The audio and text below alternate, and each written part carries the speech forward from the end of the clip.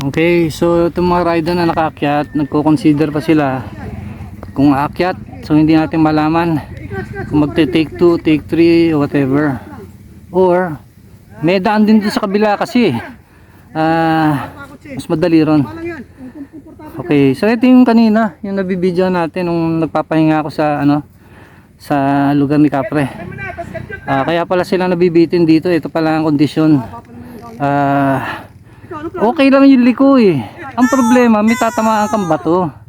Tapos tatabingi yung motor. Pag tumabingi na yon, magsasara ka na. Gagawin mo na lahat ng mangyari just to keep your balance, stay upright.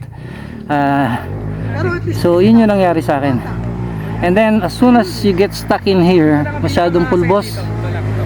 So pag masyadong pulbos at huminto ka, wala na, goodbye. So tingnan natin to kung ano mangyayari dito. Oh, he's wobbling. He's wobbling. Okay, he lost it. Yun na ibig ko sabihin.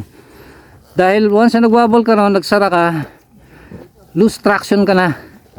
Okay, pagpiga mo, mag-spin na yung motor mo. Hindi na-akit yun? Hindi na pa, exit na. Okay. Naputulan ng lever eh.